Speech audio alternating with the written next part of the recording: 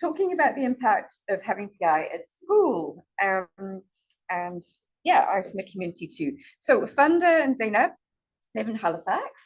Funda's with her husband and son Efe, and obviously Zainab, who has common variable immunodeficiency, or CVID for short. Funda's been working in early childhood education for 20 years and loves to make children smile by telling stories. She even wrote a book about her daughter to help her understand it's not a big deal to have CVID as a child. Finally, Funda's always shared a passion for inclusion and diversity. Now, to proceed, I am going to hand the spotlight over to Angela, who will talk about her multi-layered experience living with PI as a GP. So hello, everybody. I can bring up my presentation. I have no idea if I'm doing this right. If something else comes up, I'm really sorry. All right, it should just these ones. That's the back and that's the forward, and there might be a bit of a lag, so give it a hard press. You can click the screen and then you can push right. I'm just going to put in a disclaimer. My husband's a software developer. I know nothing about computers. Okay. We haven't got the mic here. All right. So I'm into my race, and my presentation is called "How Does Your Garden Grow?" which is going to make a lot more sense in a couple of minutes. But you can teach us actually how to keep plants alive. Possibly, I can teach you how to keep your flowers alive. You'll see that I'm not very good at that in some of the pictures. Much better at people. All right. So who am I? I'm many things. When I wake up in the morning, right away, I go into mom mode. I have a 7-year-old daughter, and she needs to get ready for school. Usually between running for breakfast or the bathroom, me and my husband will see each other. I go into wife mode, we wish each other a good morning. Then it's a quick breakfast, drop my daughter off at school, and depending on the day, I'm either a PI patient or I start my work day. So sometimes I will get blood work done before I go to work, which is at, oh God, o'clock in the morning, I will not lie. And then I'm lucky enough that my office is usually very close to blood collection. So I'm actually a locum family physician. I do change where I work to, but 3 of the offices I work in are in the same building as blood collection. It's ideal. So before 9 o'clock in the morning, I've already hit most of my roles. When I went to medical school, and if there's any physicians in the room, they will recognize this picture, and they will probably groan a little bit inside because you spend a lot of time with this picture. When you go to medical school, they want to make you the best possible doctor that you can be. In order to do this, they focus on becoming a medical expert. So you're going to see in the middle here, it looks like a flower, right? So the medical expert's in the middle, and then all of your sub roles are on the outside. And when I went to medical school, I thought, wow, what a great way to define your role and your position. But there's a caveat. Your life is not one role. So, yes. Bored? Everybody bored? Yeah, that was the boring part of the presentation. That's just kind of getting you to where I need you to be. So let's pump it up. I'm a very punny person. Cheers. Life is not one flower. However, it's spring in Newfoundland. This is early spring, and my garden was only one flower. So I kept looking. My next garden had no flowers, but you do have a whole flower bed. And sometimes you have to pivot and things doesn't work out the way you want it to. So I went and I got my fake flowers that I got on vacation. So I am a mother, I am a wife, I'm a daughter, I'm a doctor, and I'm a PI patient. And as any good gardener knows, when you plant things next to each other, they cross-pollinate and everything interacts. Whether you want it to or not, it's all gonna affect each other. And that's what I'm gonna get into today. So, first role I'm gonna talk about is actually how my life work interacts, because it's probably the most simple. With being a physician, I always wear my PPE anyway. So I don't really offer a big explanation. I just wear my mask for everyone, because by definition, if you're coming to see me, you're probably not feeling well. And sometimes people will ask, why do you have your mask on? And I don't give a big explanation. It's like, oh, you never know what's coming in through the door. Or sometimes I will say I'm immunodeficient, so I just like to be extra safe. Since I'm on immunoglobulin myself, I actually do really well with immunoglobulin. I don't tend to get a lot of infections. The role that it probably affects the most, and the one I find the hardest, is my role as a mom. Because you never really know when your PI is gonna rear its ugly head, and it can do it at unexpected times. So when I was first diagnosed, I'm one of the rare few. I didn't really get sick as a child so much, but when I was about 7 months pregnant, we found out I had a PI. So here I was, about to become a mom for the first time, now diagnosed with a chronic illness. That was a difficult time to begin with. And then after my daughter was born, it was really important to me to breastfeed. However, where I was getting my immunoglobulin to, they also gave chemotherapy. And an infant in the same room as chemotherapy. That was a bit of a difficult time trying to navigate all that, but with some advocating for myself and also my healthcare team coming together as a group of professionals to advocate together for me, it all did come into one big plan. So this took many people, my physicians, my lactation consultant, the nurses. It really did take a team. And even though that was a difficult time, seeing everybody come together, it was really inspiring, and to know that it can happen. On a more positive note, last year I went with a couple of people here who were also there. We went to Ottawa for the PI conference, and we went to Parliament. And my daughter said to me, "Mom, why are you going all the way to Ottawa to go for a walk?" I was like, good question, kid. So I explained to her how important it was and why I was going there to be seen, how important it was to be seen. And then my daughter, who was 6 at the time, told me she wanted to go in and speak to her class about what it was like to live with somebody with a primary immunodeficiency. And I still tear up a little bit. Because our kids are mimickers, and they see what we do, and then they want to do it too. So even though my PI can be quite the curse at times, and she can see me advocating for myself, and I know that she is now going to advocate as well, there's a little bit of beauty there. There's a little bit of joy. It does affect my relationship as a daughter. My dad flew all the way from Newfoundland to be here with me today. I'm very lucky to have that support. And sometimes when my PI does go out of whack, he and my stepmom do step in and help take care of my daughter a little bit so that we can get back on track. Doesn't happen very often, I'm lucky that way, but it can happen. This year, it's been particularly bothersome. And it does affect my my relationship with my husband, because we do live in the same household, and he does have to kind of give and take with it as well. But honestly, that's marriage. You have to be there for each other. That's just marriage in general. So when I'm not well, he has more household responsibilities. If he's not well, I have more household responsibilities. And when something happens and we're at a point with my immunodeficiency where we can't do something, I always like to say, we can't do that yet. We have to pivot now, because it's not likely going to last forever.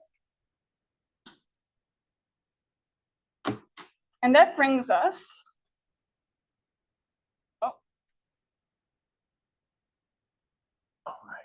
to my next slide. I'm going to talk about my puppies.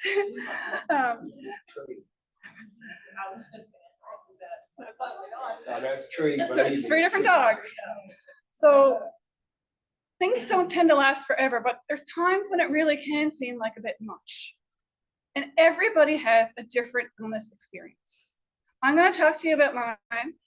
If I say something that you think sounds great for you, awesome. I hope you take something away from it. If not, ignore it and pretend I've never said it. I would like you to take the things that you're going to find beneficial and leave the things that are not.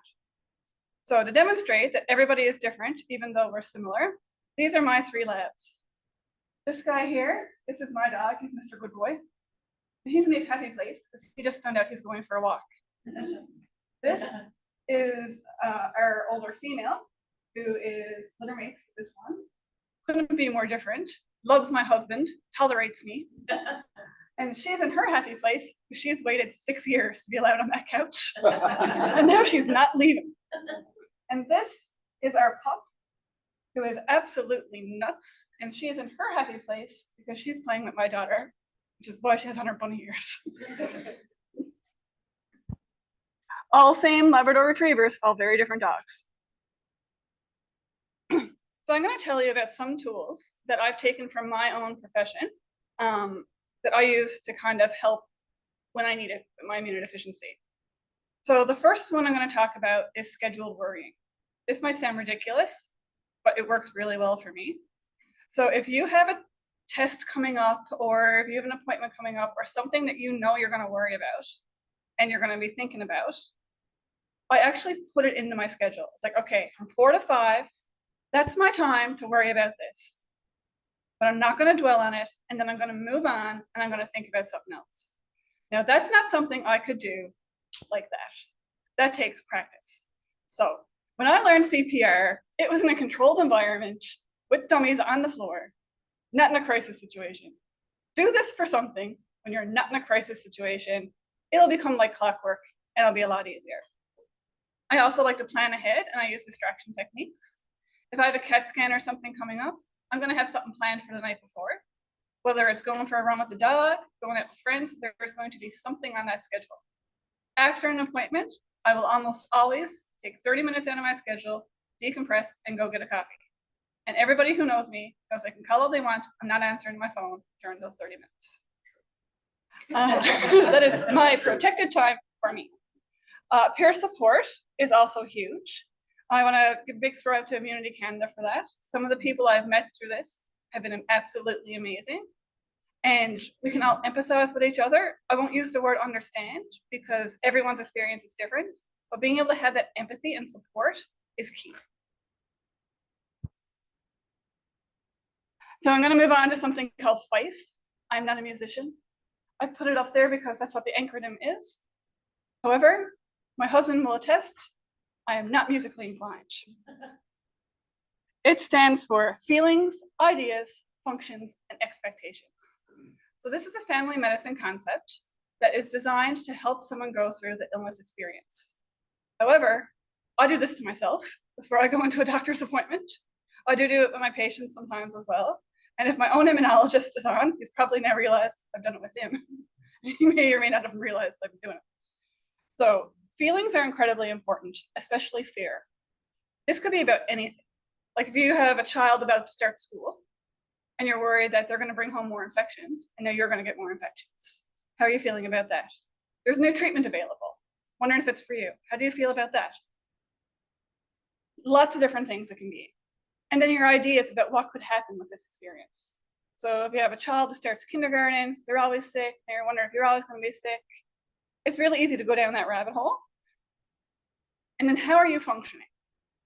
Are you able to do the things that you want to do? Are you doing the activities that you love? Is there anything that's preventing you from doing that? Is there anything they can do to help you with that? And then what are your expectations to get out of this appointment? So that could be, are you expecting to start a new treatment? Are you expecting to be referred somewhere? Are you expecting advice? There's no one size fits all. But I do find that with this, it helps me to kind of organize my thoughts. And all these tools together helps me become a more resilient person. And resilience, I'm going to steal a quote from a conference I went to last week, is not getting from point A to point B. No, that's survival. We're going to aim for higher than that. Resilience is getting from point A to point B while still being the best person that you feel that you can be. And there's lots of tools, everyone's different, that we can all use to do that. But it can be a bit of a work. It can be a lot of work. So, in conclusion, I want all of you to take care of your own beautiful flower garden. I'm going to steal another quote from the conference I was at last week because I found it to be absolutely amazing. Because beauty, they said, is not form, it's expression. And that is the most powerful quote that I've heard in a long time. So, in this picture, I'm in Disney World with my family. It was only taken a couple of months ago. It took a lot of work with my healthcare team to get me there. I am warm, I am hot, I am very sweaty. I am making memories with my daughter and my husband. I have a belly full of mouse-shaped food, and I am proud of it, and I am feeling absolutely beautiful. And all of you are beautiful people too. Thank you very much. Happy to take questions, anything at all. We're gonna gonna do- we're gonna do questions for you at the end. Thank you so much. That was really insightful. We're now going to, and I especially like the scheduled worrying as well. So we're gonna now move on to Diane. I've just got to stop screen sharing here. I'm gonna do that. You can do that? Right, okay. You let Diane on, okay. Now, Diane's going to be talking about her experiences as a mother of a son who's got PI. Sorry? Dave's doing it. Oh, you're going to have to do it from here, yeah? And if you click on Stop just share. her face, it'll focus on her. Yeah, you go. All right. And then- Dan, we're just going to ask you to unmute. Hopefully that works. And then to turn your camera on. Okay, just preventing me from turning on my camera. Can you hear me at least? We can hear you through the laptop. We can't hear you through the speakers. So, but Good thing you're here. oh man, Guess I'm here. Play to our strengths. I'm just going to go into sound settings. I'll do it. Okay, yeah, it just says that I can't start my video because the host has stopped it, so. Okay, so you're plugging through each one. Okay, and your sound, yeah, you get the sound going through Samsung? Oh, Sound. sound, so just go right here to video settings. Oh. Here, video. I'll stick it. Sorry. I think I've just turned it off. What else? I got?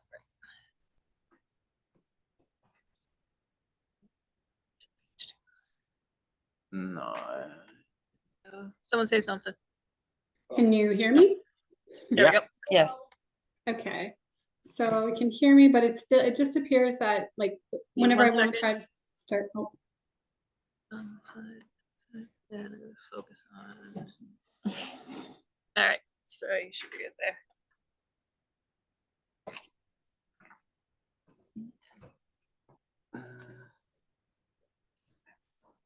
Dan, have you got your video on? when I try to select it, it says I cannot start my video because the host has stopped it. Oh, sure. You've got disabled. It's so go if you go to participants. Yeah, no problem. Here, yeah, just click on that. And it should be just click make co-host for a second. Then you should be able to share. Yeah, Yeah. you should be able to share now. Yeah. Hello. Okay, so I can go ahead and share my So you gotta turn your sound up on the laptop. And Right. just microphone these. all right, so am I okay to start sharing my presentation? Yes, but can you turn your computer audio off? It's gonna echo because we're playing in the room. Just mute your sound or your audio on your computer itself is gonna echo. Here, I'm gonna take these mic, just get my phone off. Try talking now. Hello, That's great.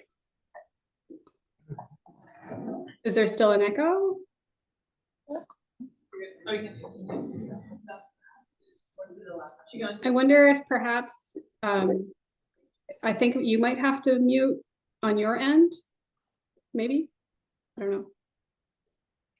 Yeah, we'll mute and then can you share your slides? Yeah, sure. Cool. So what I'll do, so I am working from one laptop, so I'll share and then I'll have to minimize Zoom itself.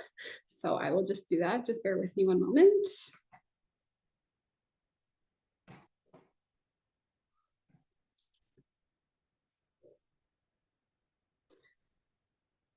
Okay, so can everybody see the PDF at least behind? Can give me a thumbs up. It's okay. Oh, perfect. All right, I'll just minimize this. Okay. Perfect. Okay. Hello, everybody. Welcome to my little presentation today.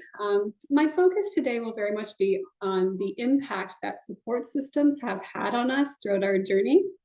My disclosure is that whenever I speak about the positive experience that we've had throughout all of our challenges, I get very emotional. So that's my disclosure, and I apologize ahead of time. Okay,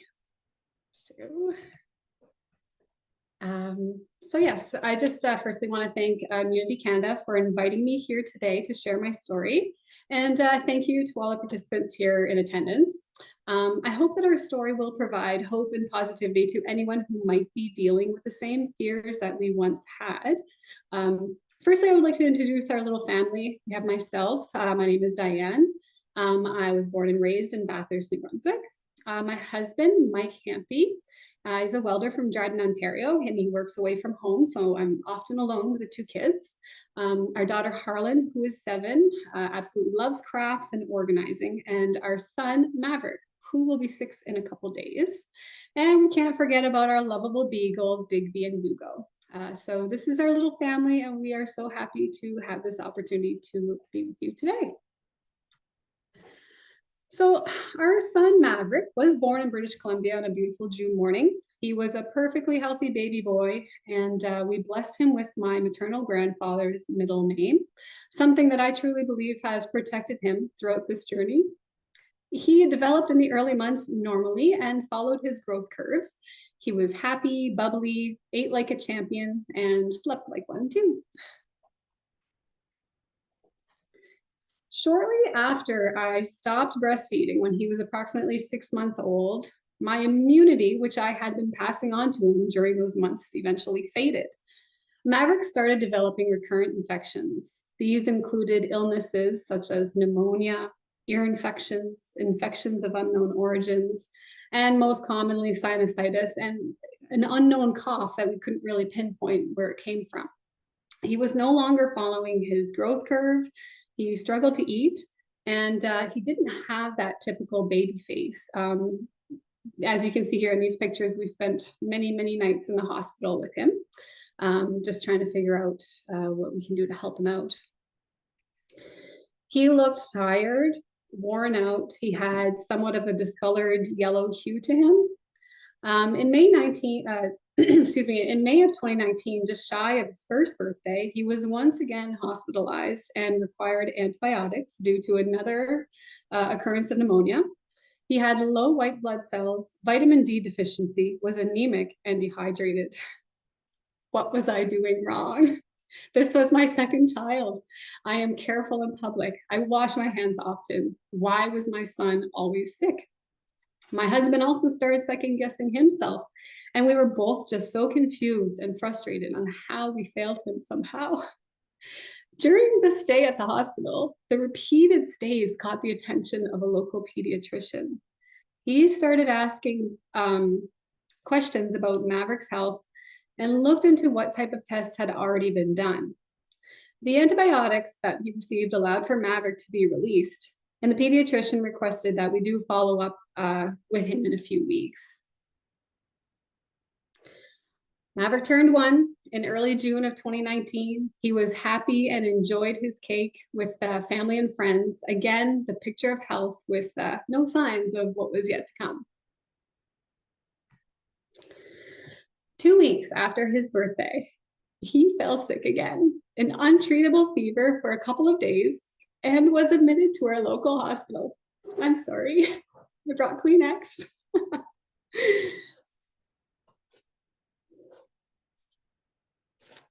The pictures are hard to see sometimes.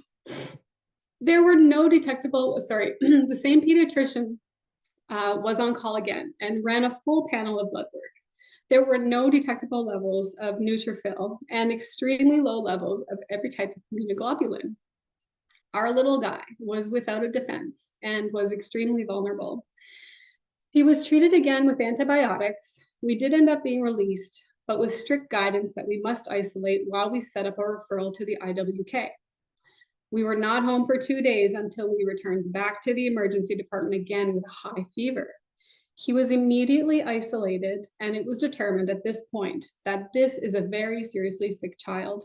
He was airlifted to the IWK hospital in Halifax and immediately seen by a hematologist.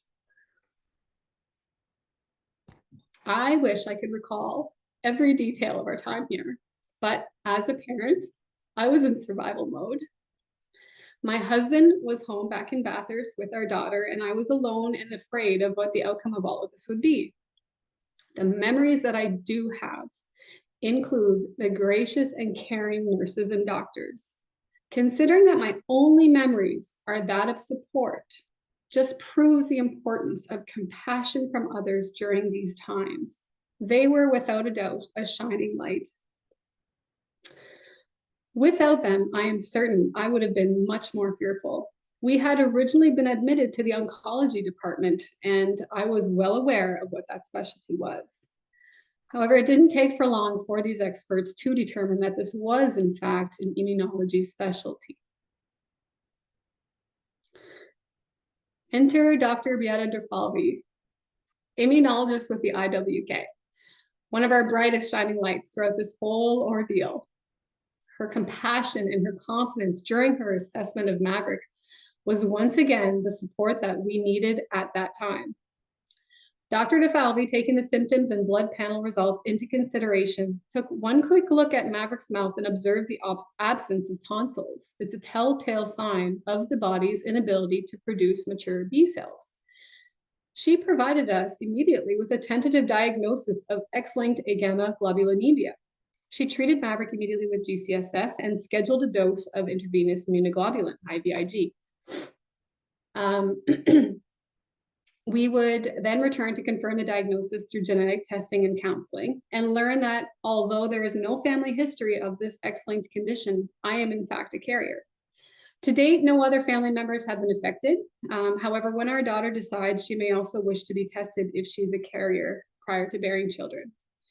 If it wasn't for the fact that Dr. DeFalvi almost normalized XLA in the sense that, okay, this is what he has, this is the solution. It was an immediate confidence, and again, another shining light in this whole experience with the support that she provided us that day.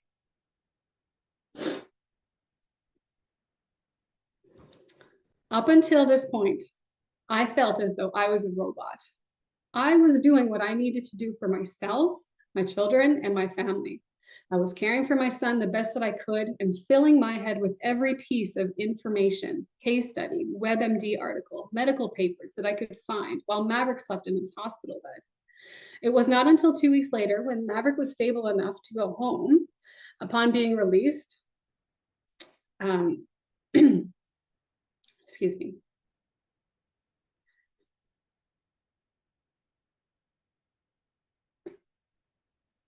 It was not until 2 weeks later, when Maverick was stable enough to go home with a treatment plan, where I had my very first anxiety attack. I had never had one before. I had decided at the time when he was released that it might be nice to take a train ride back to Bathurst. It's an 8-hour train ride. However, with the stressful month we had just survived, I figured this would be a nice positive trip home and would prevent my husband from having to drive out with our daughter to come and pick us up. The moment I sat down with my now severely immune deficient son, I took a breath, a sigh of relief.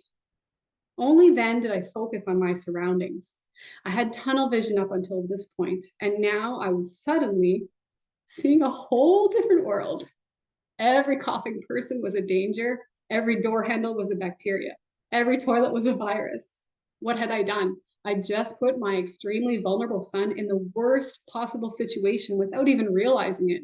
I panicked. I couldn't breathe. I was gasping for air, crying uncontrollably, looking around for someone until finally an attendant found me and asked me if I was okay. I begged to get off. That poor attendant listened to the last month of our life in some jumbled nonsense explanation and how I had already failed him by getting on this moving train. I will never forget her. Compassionate, she listened. Without hesitation, she asked me to follow her. Again, my crying and hyperventilating was still uncontrollable, and I was causing a scene on this train with my child. I just wanted us to get off. She brought us to another train car, and she told us that she thinks we would feel much better if we could just get home that day. And in hindsight, she was not wrong. She placed us in a private room, checked in on us for the rest of the trip. She did not have to do this. She was a shining light on a train in our very early journey living with PID. I told you this would happen. When we returned home, we contacted Via Rail right away so that we could share our story and ensure that she was recognized for her accommodations for us that day. Things seemed to stabilize after a few months of IVIG treatment. Maverick was responding really well, and we were becoming more and more familiar with his condition. I was still struggling with the idea that Maverick was going to have to navigate this for the rest of his life. I needed a mission. I needed to show him that this will not define his character and he will never be alone. Through words of mouth, I was contacted by the Canadian Blood Services, where they introduced me to the idea of holding a blood donation clinic in honor of Maverick. Bathurst was struggling at the time to keep their donors steady, and they were hoping that this might boost their numbers. This was it. This was the mission that I needed. Since the Honor Clinic we held in 2019, we have had 4 more Honor Clinics. Our family and friends continue to book and fill appointments in Bathurst, and it has revived the mobile clinic each and every time they return. This has been one of our most heartfelt relationships throughout this XLA journey. I can only hope that I have somehow shown others the same compassion and understanding as I have. Myself, I've become softer and empathetic by witnessing the selfless act of others. Once again, the whole city has been a shining light for our family. Everyone that participated in the initial clinic for Maverick signed this framed photo. This souvenir shines a light in our home every day with the constant reminder of the unequivocal support that we receive. With any chronic condition or disease, there's many ups and downs. As we slowly approached a worldwide pandemic, we switched Maverick's treatment plan to the weekly subcutaneous treatments. I was trained by an infusion nurse and have since been treating Maverick myself. This has allowed Maverick to, or at the time, it allowed Maverick to stay isolated in the safety of his own home while we navigated through the rough waters of COVID-19. We are grateful that the plasma transfusions allowed for him to make it through his own battle of COVID-19 with minimal symptoms. XLA has been very much a sleeping beast. Things are peaceful and quiet for a while, somewhat routine with weekly treatments and regular check-ins with Dr. DeFalvi. However, when something changes, it changes fast and hard. We walked into the living room one day to find Maverick unconscious and barely breathing.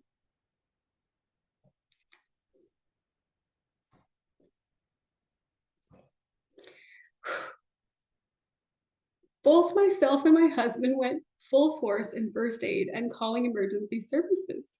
We had no clue what had happened.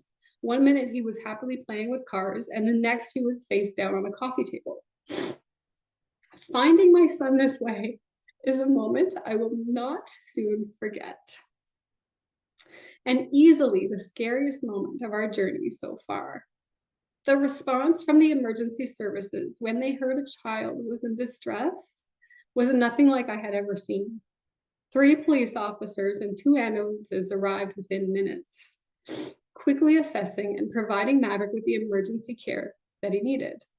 They gently carried him to the ambulance wrapped in a blanket and showed him love like he was one of their own. Upon arrival at the hospital, it was all hands on deck. We had 5 or 6 nurses and doctors surround him and work like one well-oiled machine to bring him back to consciousness. It took hours before we heard him speak again.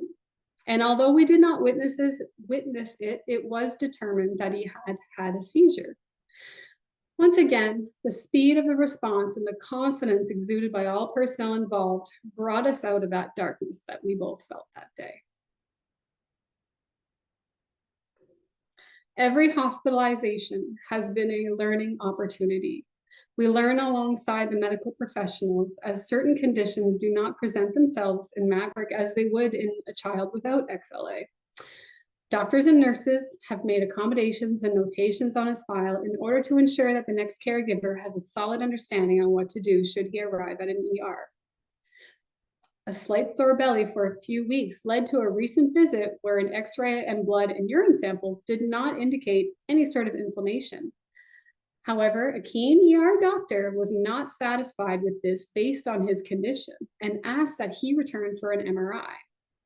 We returned and a very inflamed appendix required an emergency surgery. By some divine intervention, that appendix waited for the moment that the doctor safely removed it from Maverick, and it immediately burst in the doctor's hand. A very lucky boy that did not have to endure toxins entering his body because of the quick actions of these medical professionals.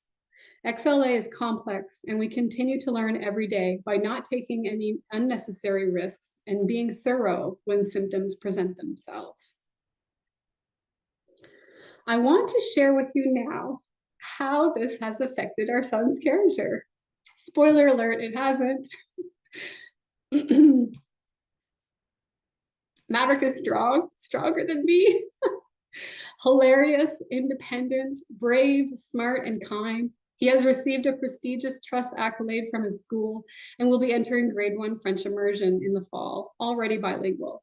He can name more dinosaurs than any other adult that I know. He has a strong understanding of his condition and is very aware of the risks involved. We talk about it often as a family and remind the children of the shining lights that make part of our lives each and every day. We have a flock surrounding us and with love and support, and this has paved our way through no matter how many bumps on the road. Our hopes for the future are to continue to embrace this love and support and return it to the world as much as we can. As caregivers, we give all of ourselves to our children and sometimes do not realize that we need just as much love in order to continue supporting them. We are not in it alone. We are stronger together. So I implore you all today, be the light for someone, a friend, a stranger, a neighbor. Show love and compassion each and every day, because we must return to the universe the same love that is shown to us and embrace that love when we need it the most. So I do have a quick little message that Maverick was involved in with the Canadian Blood Services. And it was actually shared on social media by popular music artist Michael Bublé. I hope that the audio works. So I'm just going to try to open it here.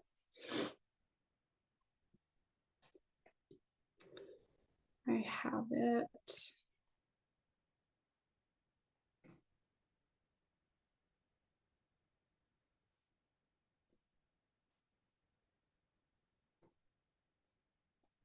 Okay, I hope this works.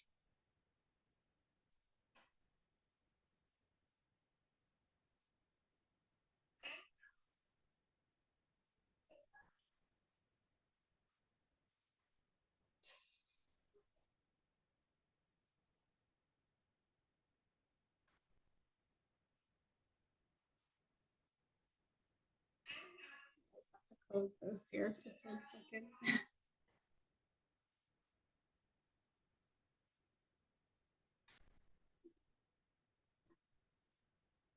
So anyway, thank you. I hope, did the audio end up working for the video?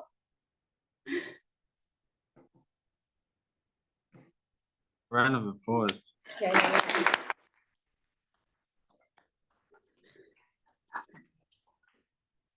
Thank you so much, Diane. That was a very, very brave story about your family journey and those shining lights who helped you along the way.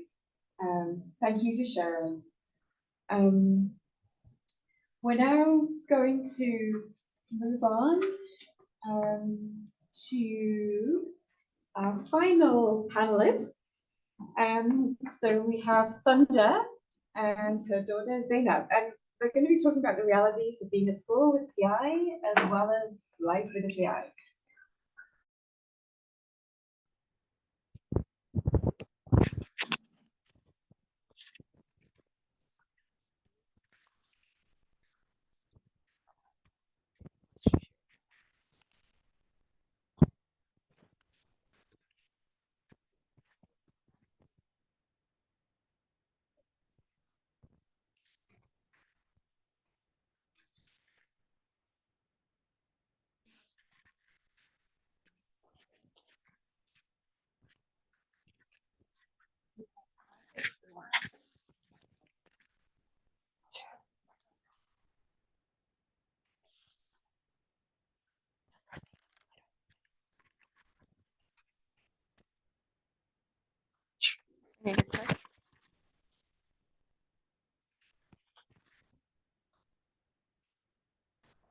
Little extra accommodations here.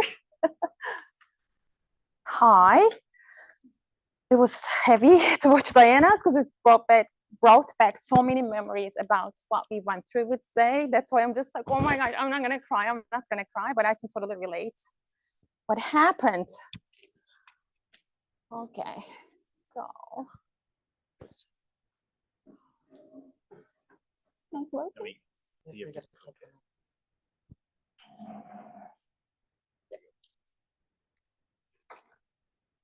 Thank you. So my name is Fonda, and this is my daughter Zainab over there.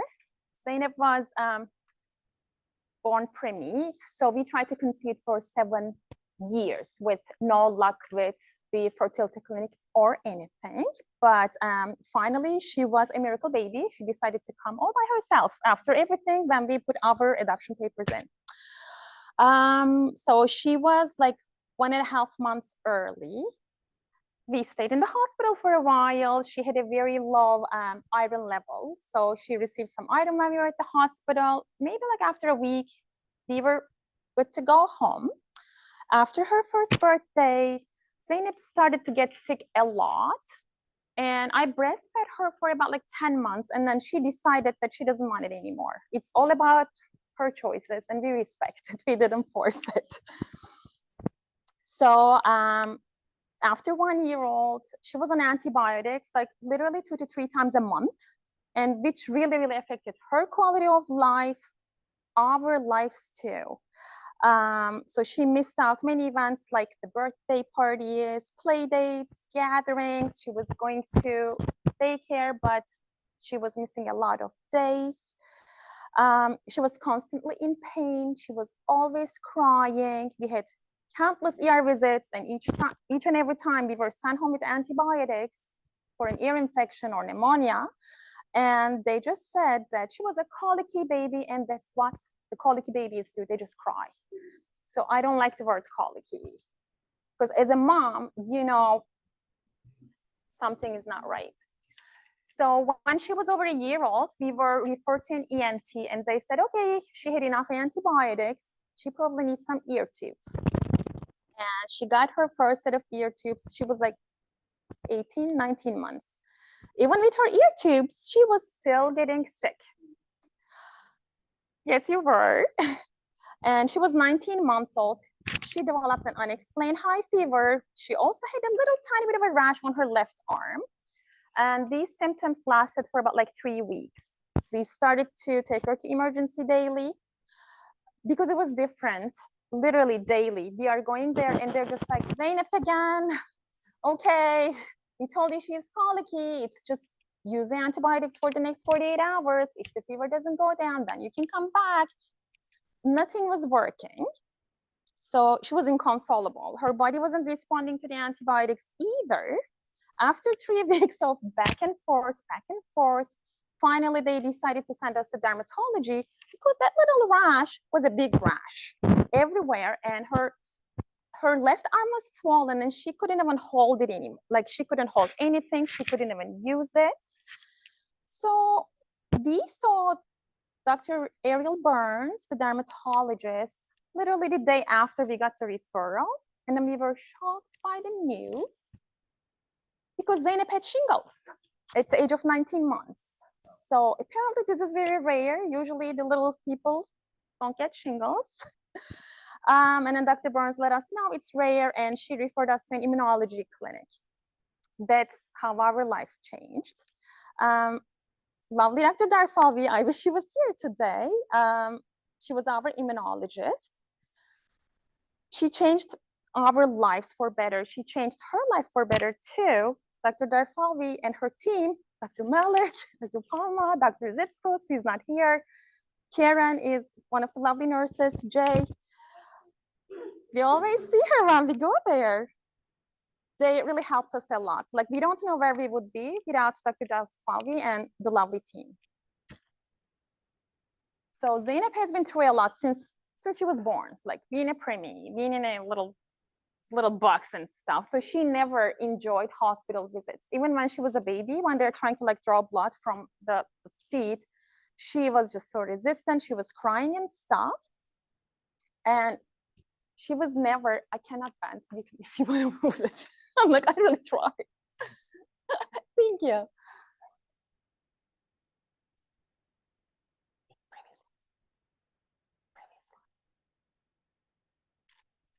Yeah, so, but Dr. Darfalvi was very understanding, very caring, and she was very patient with us. And what I love about her, even now, after like 6.5 years, each and every time, she checks up on Zainab, and she's always asking us, how are you doing? Is there anything I can do for you? Like, she's being taken care of, she's okay. Do you need anything? And it's a big thing. It really tells you that they actually care about you, not only your daughter, but as a family, as a whole unit. So Dr. Darfalvi, she will do whatever it takes to ensure her patients are taken care of to the highest standards. And we always have a child life worker accompanying our visits to reduce Zainab's medical anxiety. Her name is Kelly, she's lovely. And we changed the Cassidy last month because Carrie is covering somebody else's mat leave now. And we're okay with it. That's all right. She's nice. She's a nice girl. So, and we have a therapeutic clown at the hospital named Margie, and she never fails to brighten Zainab's day at the hospital. That's Nana Margie, and that's Zay, probably a few months ago. So Zainab is receiving an IVIG once a month since she was 2 years old. As you see, she's a very happy, healthy, outgoing person. She attends swimming, skating, gymnastics. I heard she was doing some cartwheels and stuff. That's, oh, here we go. Very flexible. She also plays soccer, basketball, and she loves baking. She doesn't miss out school as much. She still gets sick, like whenever, like, and again, like we are gonna talk about it when it comes to the school. If there is like a stomach flu going around, if there's a COVID in the classroom, the teachers are emailing us and say, hey, send her in a mask. This is going on. And whatever they send in an email, she catches it. But it just, I don't know, like lasts a day or two. And I'm usually on the phone with either Dr. Malik, Dr. Palma. I'm just like, she has a fever. Like, we have 3 weeks till the next IVIG. Like, I'm still panicking and stuff. The panicking always stays. Yeah, but it's good to know like people are there to help you. So she has a great support system at school. So Dr. Darfalvi wrote us a little letter about her condition, and we sent it to the school principal. That's how we started the process. Each September before the school starts, we have a transition meeting with the school. So with the new teacher, and then there's a learning center teacher, and then there are EPAs, educational program assistants, sometimes helping Zainab. She has a guidance counselor at school, principal, vice principal, and then they have a school nurse. So she's not actually in her school, but she's available like by phone and stuff. And her, we usually try to keep her home the day of the infusion.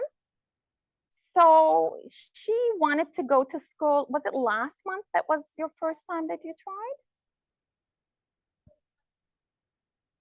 you were a little tired. Usually her body gets a little tired after the infusion, and we just want to keep her home. We usually watch the same movie, Bethany Hamilton, Soul Surfer, over and over, each and every time.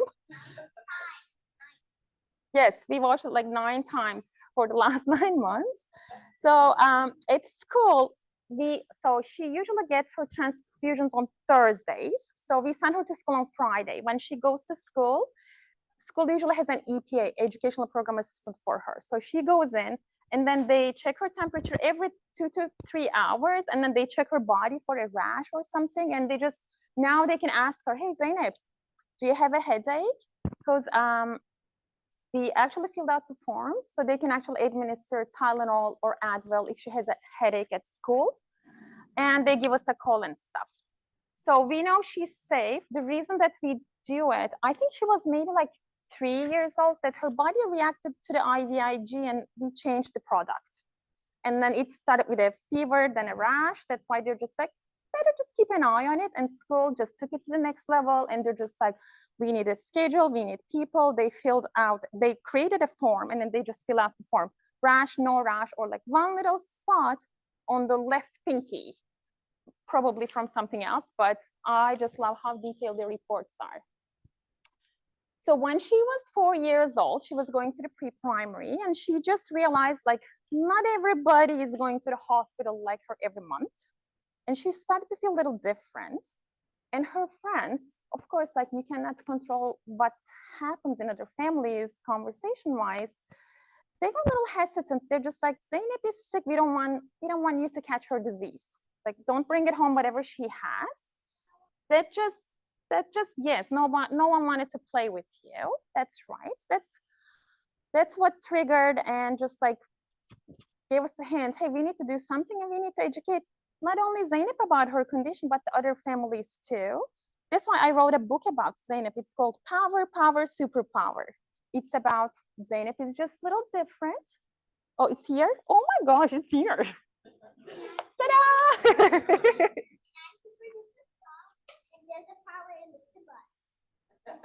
Yes, it's a super fun book. It just tells them some people are different, their bodies are different, and it's okay to be different. And nobody's gonna catch anything from Zainab just because they play with her. And hospitals are not scary. It's not all about sharp needles. It's actually fun places. And I also love how the immunology clinic gives us the Emla cream beforehand, so that we put the Emla cream, the numbing cream, so it helps with the needle. It helps with that little needle fear too.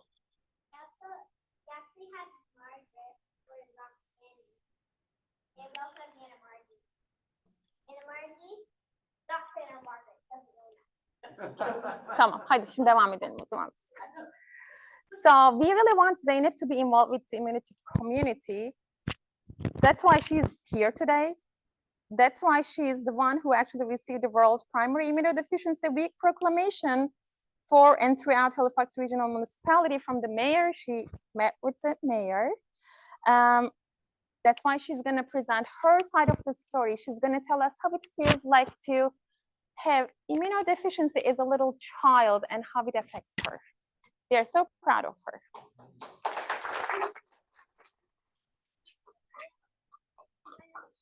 Oh, you need some space. I'm sorry. It's because Okay. Ashley said we have to stand 2 feet away. Okay. So you just need to push that and. Okay. Yüksek sesle konuş. I'm an immunology patient. I go to the hospital once a month. I felt scared and confused. It's really difficult, but the lovely doctors and nurses sit there really good. I feel better. They've been surgery to me 4 times in my ear. And those are all Zainab's words. We didn't even intervene. So just enjoy. I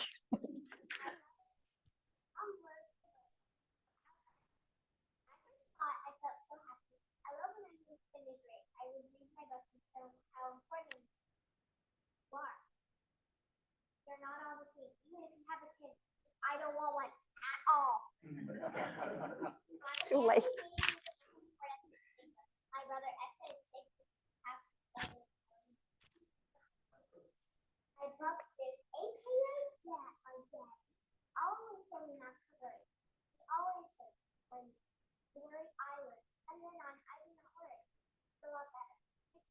Daddy. I went swimming, skating, that was not from Batman. I got you know.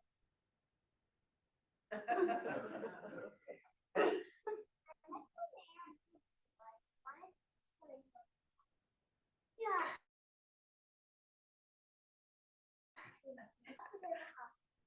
I could, no, I don't go to school. If I go to school, I have to make something. So have great one. Yes, any questions? Talk to me. Perfect.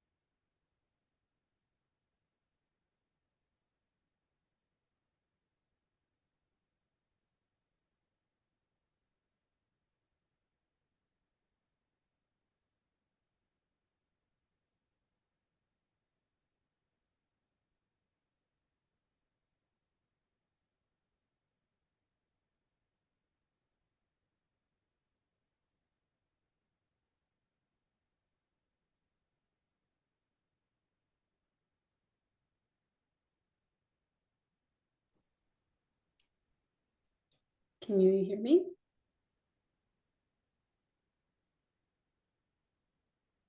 I can't hear anything on your end. Complete silence. Okay.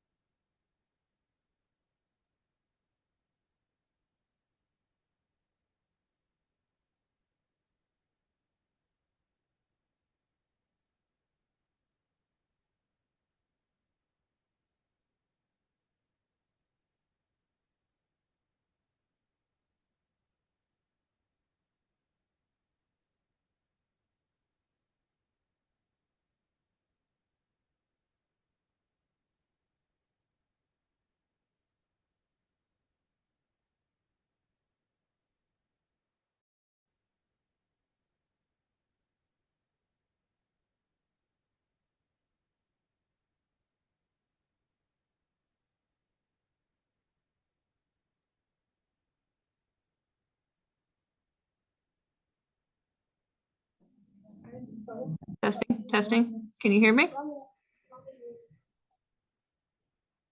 Okay, I'm getting some audio. Okay, should be okay. Okay.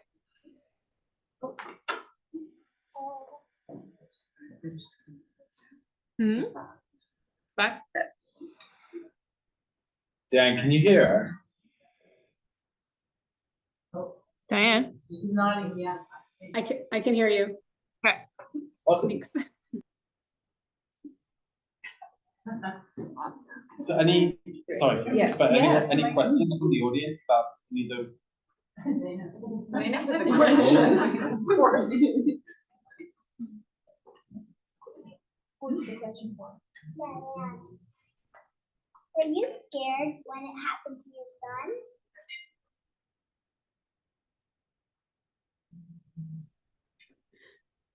I think I heard the question. I don't know if you want to mute to prevent feedback, but here we go. You're scared when it happened to your son.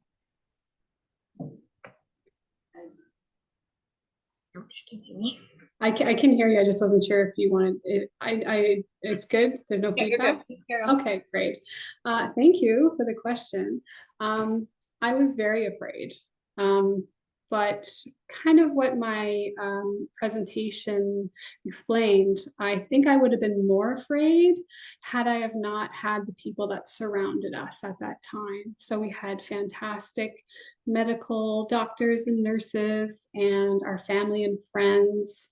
I think that kind of distracted the fear a little bit. So it really helped having that support. If you couldn't hear at the back, sorry, Diane, you're on like the speakers on the actually on the laptop itself, so it's very low. But she said basically said she was very afraid, but she would have been more afraid had she not been surrounded by medical doctors and friends and family to help them out. Does anybody else have any questions? No. Could be questions, could be comments. Comments? be- Yeah. I was just gonna say one thing, and when you think of this now and again with the ages and generations and everything, what is the normal amount of food and stuff? And so we're discussing prenatal classes, and I know there's a lot of them are everywhere, but like this kind of information, what's normal? How often do you think you should be rushing your child out to the emergency room when they're less than a month old, less than a year old, stuff like that? Like, I know it's a big endeavor to try to get that information out there, but it would be amazing if this kind of stuff could be included in, because it seems like it's more kind of a last effort, or it could be a first effort for information. I'd like to add something to it.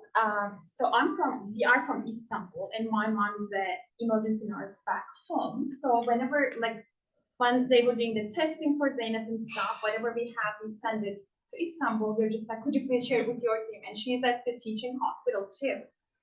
So, and then I just realized, because we've been here for a long time, apparently babies, when they turn 1 year old, they actually do a complete blood count, including the immunoglobulin levels and stuff, for helping for the early diagnosis. Also back home, they actually have a sibling study. So we didn't know, I have a 6-year-old, but we didn't know if he has it or not. We still did some like testings and stuff because he was getting sick a lot. It just ended up that he actually just has asthma, but not what Zainab has. It would be actually very easy prevention so that people, like, they don't have to wait out like us for months, or like Diana, to get the diagnosis and get the treatment. I know with the ENT, I believe like the rule is 4 to 6 ear infections, then you can actually see an ear ENT specialist, they might need tubes. Even at a family doctor, you know, when you take your little baby for like weight and height and stuff, a little questionnaire, something to say, oh, she has antibiotics last month and this month too. I don't know if there's like a certain number, but must be something to help with the early diagnosis. I can speak to that a little bit. And Mike too. So one of my roles is a family physician. So I am I'm like a unicorn. I'm a family doctor in Atlantic Canada and I'm in efficiency. I got stripes and a horn. So when I see someone, especially a child, if they're less than 6 weeks old without a fever, they're going to emerge because I'm concerned. That's not normal. But if they're consistently coming in for antibiotics, I'm usually looking for a reason. Like kids can get sick 2 to 3 times a month. It seems like they're always sick. Usually those are daycare children or their sibling is bringing something home, but they're not sick. And we're kind of looking for those children who are getting sicker than what they should be. If that makes any sort of sense, clear as mud.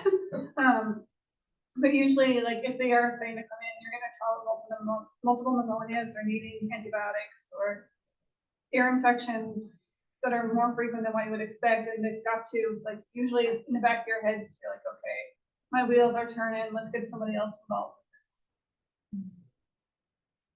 That's just my practice. So sometimes, that's what we, I encourage sometimes people to reach out if there's a doubt. Sometimes if you get a reference, right, of what's happening, and I ask them, well, I prefer to take a look and have my own insight as well. So I'd say usually when the parents are, we all have anxiety on, but I feel that when the parents are concerned, it's like to pay attention. So aside from a number or a fixed number, for example, I recently saw a patient that was basically the family was desperate to because the girl couldn't basically go to the movies, go to a birthday party, which she always gets sick. She had been seen before by many doctors. I said, well, I would just reevaluate, and she was trying to have an IUG that wasn't what I was expecting. I would have expected something way more severe. I presented the opportunity of doing IVIG and basically changed my life in a way that so it's sometimes it's not a number or it's not a definite criteria. It's more having an open mind as well and saying like, okay, as I said before, there are definitions and they're important, but at the same time it's good to keep your mind as well. But we are biased because we see them. But it's actually that's why I think these things are very important because they get to more general, like the surveillance is in the general area, and if they don't communicate with us, we don't know. Sometimes eventually they will reach out and say like, okay, can we see and so on. It's right. Usually it comes from the GP or the pediatrician or someone in general state. And thank you also for sharing the stories. For us, it's very valuable to hear always to be reminded of the day-to-day problems because we're not. I mean, even if we're there, not there to see how things are happening. And one question I want to have for you is, so usually this is my way. I usually try to consensually plan with families as a how to continue or how to go on. A lot of people like that, but some people are puzzled. Like, okay, but should you be telling me what to do? I'm just wondering how do you experience that, or if you prefer that or not? Like, and anything that you can do to improve care, that's what most welcome. Especially as a parent of a little one, we try to empower her, giving her choices too. That's why I would appreciate that a lot. And Dr. Darfali always gives us choices too. That's one way of involving, being family centered and stuff. And I really appreciate that a lot about you guys. It is great, and I just love how you guys actually like explain everything. Those are the options. Pretty much like every year, I believe it's in January that Dr. Darford is asking us about this thing that can go in, and she doesn't have to go to the hospital and stuff. It's great to have that option, and we usually ask her, your body, your choice. What would you prefer? Would you like to go to the hospital, or they can actually like send us a product and we can do it at home? We appreciate that a lot because it gives us a little control. Because overall, unfortunately, we have zero control about what's going on in her body, but being involved in decision making is a huge, huge deal for us parents. So thank you for that. We also find, the one, as I agree with that whole approach, the one thing I found for me is that by there being options, it also made you learn more and research and become more knowledgeable on topics so that when you became, you know, at least for me, as she becomes older, if she's used to being involved in that process of learning about the options, that she'll feel more able to advocate for herself if she's ever in a situation with APR or, you know, non-typical scenario. I think there's also value in our education journey, but we Totally, 100%. I absolutely want to have as much control over my own disease as I possibly can. Because there's so much with it you can't control. And for me, doing whatever I can at home normalizes it more and takes away that like feeling medicalized. Because like you go into the hospital and you're like, you are the 36-year-old female with the bone, blah, blah, blah. I'm like, I'm Angela. This is me. I have a life at home. And I don't even, when I do my stuff too, I don't even use the bag that comes with it because it drives me nuts to fit properly in it. I literally get like a pouch shirt and I put it in the pouch. And if it doesn't fit, I take 2 ponytail holders, I sew it in the pouch, and I put it on either side to keep it in. And it just, it normalizes that. And for my daughter, it does too. And then she sees me using everyday things for it, so it's not as scary. It also doesn't help that my husband paints at the side of wheels. We've got an important question that's come in. I'd like to know what Zainab is looking forward to for this summer vacation. Mini microphone. Ooh. Going to Cuba because we missed the trip and we had a lot of problems because a few days before we were going to go to Cuba, my dad got hit by a bus. And I did not think it was okay. Lots of people were told me it's okay, and I was like, it's not okay. It's my dad, which is very, very important to me. We missed the trip to Cuba. Which was also important to me. Because that's the only second time I was going, and I missed it. But sometimes, even if you guys end up in a bad place, like you guys really wanted to do something, but you guys couldn't do it, don't let yourself down. You can always do it again. No matter what happens, always know, be who you are, and never let go of who you are, and rely on who you are.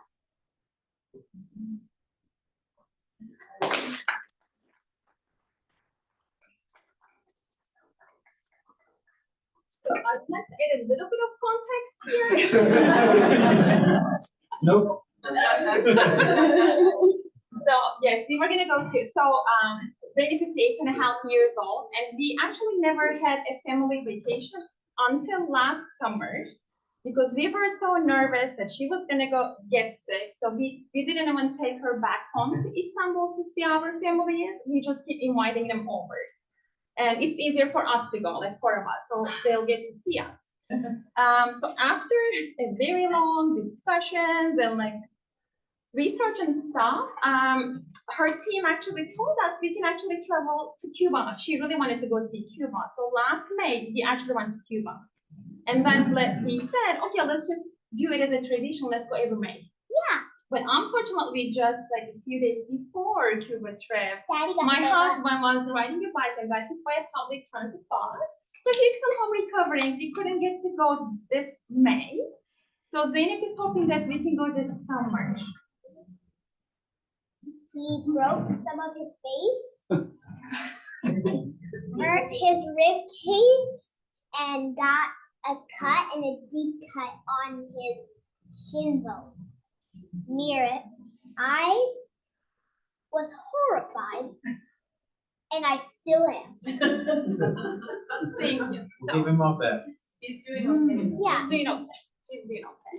I'm afraid of a lot of things, like buses and shopping carts.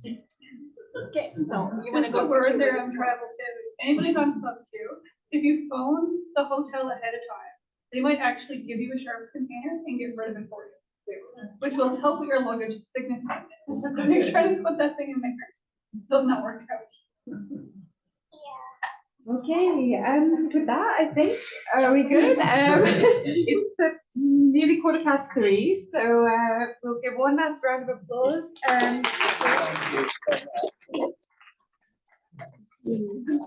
Thanks, Dan.